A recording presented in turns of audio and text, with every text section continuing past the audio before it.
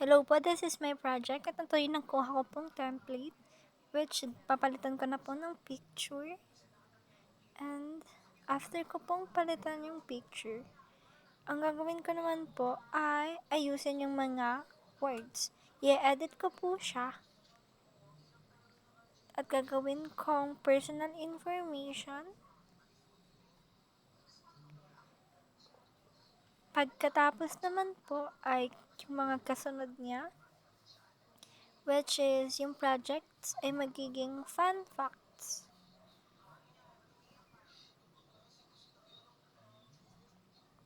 And the last one naman is yung contact ay hinayaan ko na po dahil kailangan ko rin yan later. At yung sa hello po ay papalitan ko po siya ng hi.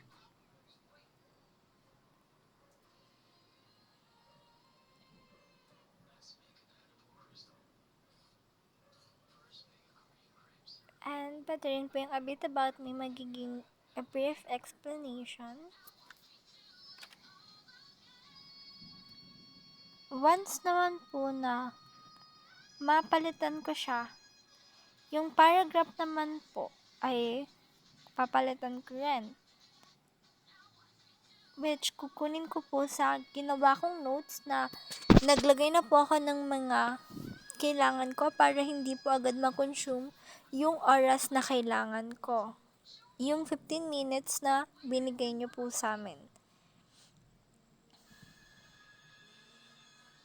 And once na okay naman na po is like i-edit ko siya. Tatanggalin ko yung mga maling words. Aayusin ko. Once na okay naman po is ang papalitan ko naman ay yung background.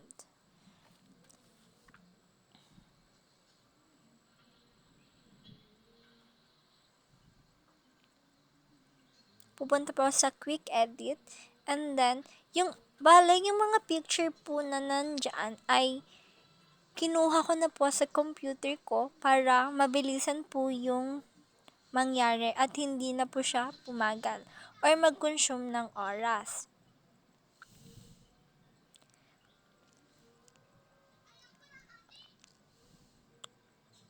Yung sa section naman po sa baba, pinalitan ko rin para alam po nila kung saan ako tatawagan or kung saan nila ako i-contact once na may gustuhan nila.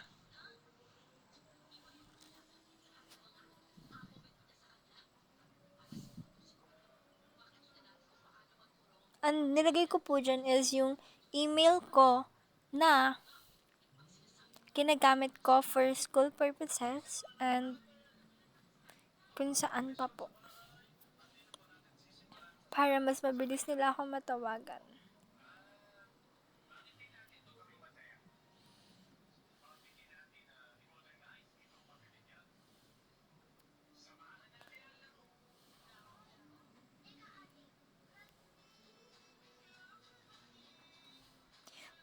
Bale, before ko po kunin yung template na yan, ay mayroon na po akong inayos para po hindi masyadong mag-consume yung oras ko.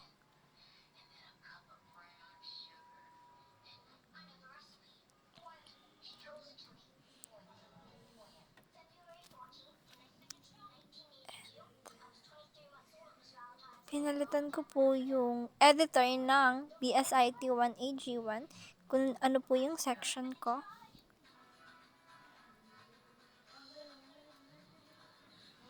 And pinalitin ko rin po yung name ng mga section sa taas.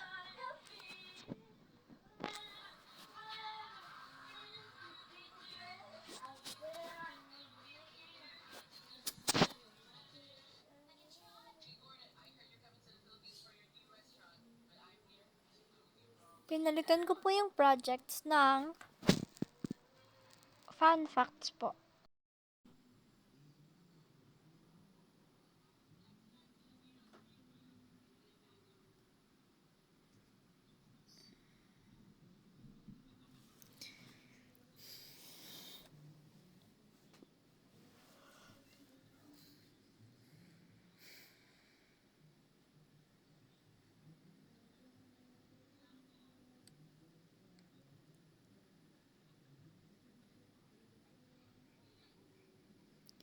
Once po na okay ka na is pupunta ka sa ibang page para ma-edit mo naman po siya. Katulad na lang ng ginawa ko. After ko po matapos sa home, ay ang ginawa ko naman po ay lumipat sa personal information at dun po ako nag-edit ng mga background na kinuha ko po sa computer ko, and then in-upload ko po siya dyan sa pinaka-website ko para po mabilis na lang makuha or malagay yung mga background na needed ko.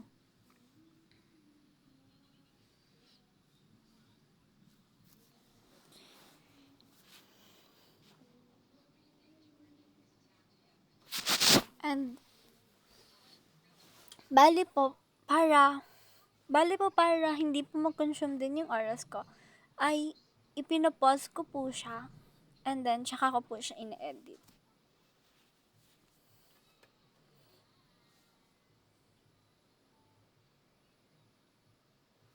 Bali yung sa skill and expertise po ay pinalitan ko siya ng interest.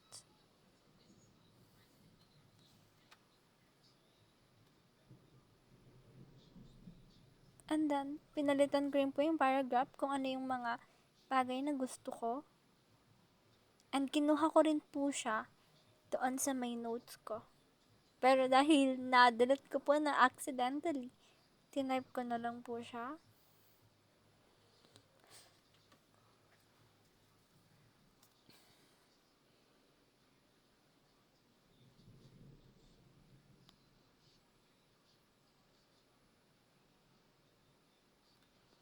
And these are the things that I do pag meron po akong free time or pag nakakauwi po ko sa amin.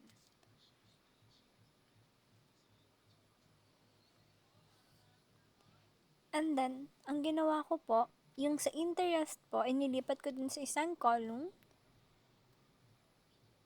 para maganda po siya tignan and malagyan ko po ng design.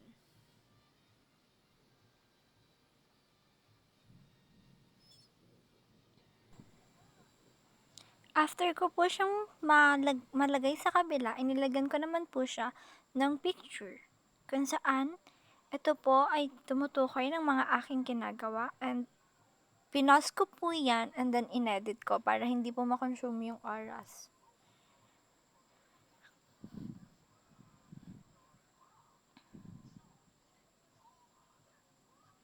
Once po na okay na siya, ay inayos ko naman po yung sa work experience ko. Bale, binago ko po siya into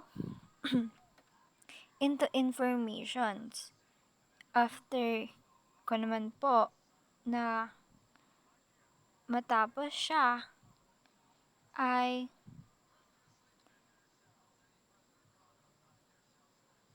inedit ko naman po yung mga paragraph at kinuha ko naman po doon. Kinuha ko po siya sa notes ko, sa notes ko na nilagyan ko ng mga ilalagay sa aking website.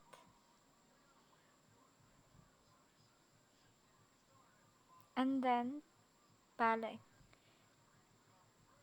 once na nalagay ko naman na po siya, inedit ko po siya para umayos.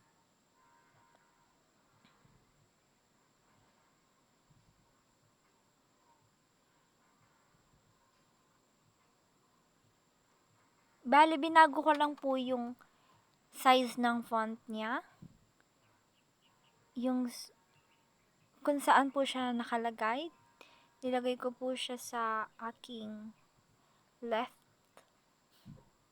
And nang natapos ko naman na po siya ilagay lahat, ay nilagyan ko naman po siya ng design para po mas magandang tignan at para po hindi lang siya masyadong bland. Kumuha po ako doon sa decorations at nag-search po ng iba pang mga design.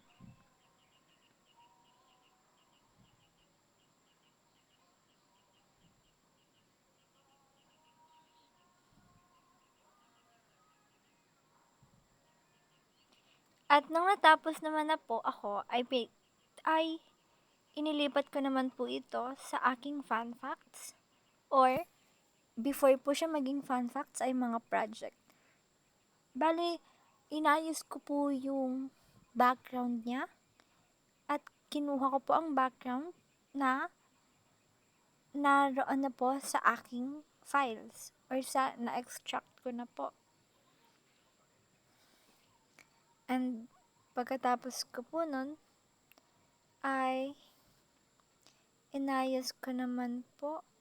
Bale, ang ginawa ko po dyan ay nag-pause ako and then nag-edit po.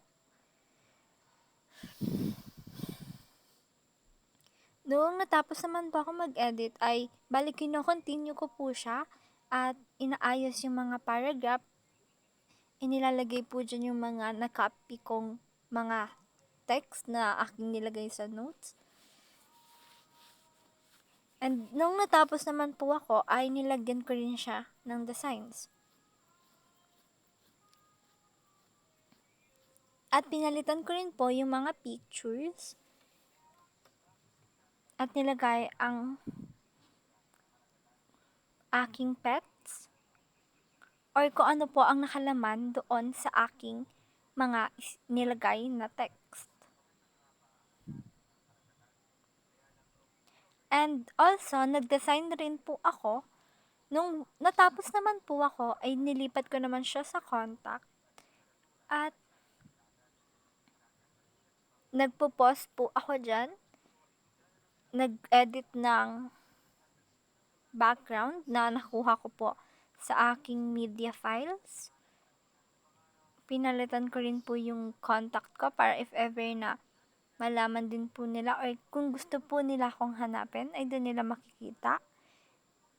And pati na rin po ang email ko. Bale, ang email na aking ginamit po ay yung email na alam ko po agad na makokontak nila agad ako. At naglagay rin po ako ng design after ko po siyang maayos at inedit yung mga text na kailangan kong ilagay. Nung natapos naman po ako ay pin-review ko siya para po makita nyo yung mga ginawa ko po sa aking website. Bale, hindi pa po siya tapos at dahil nagdagdag pa po ako ng mga design, pero pinakita ko lang po yung almost finished product po. Yan po yung kinalabasan ng mga picture na aking pinalitan at mga designs na aking nakuha sa Wix.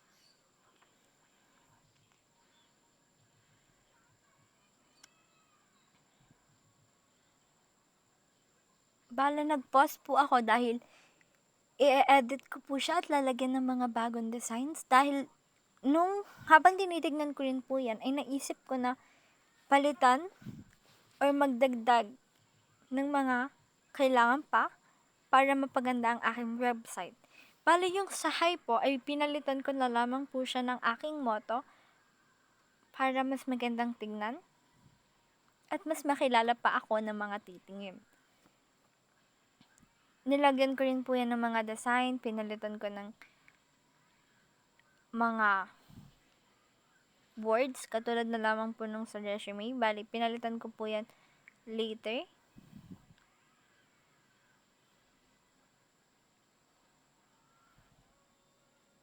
And nagdagdag din po ako.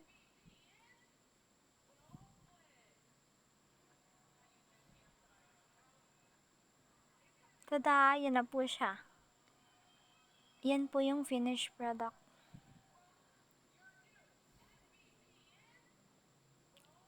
That's all. Thank you po.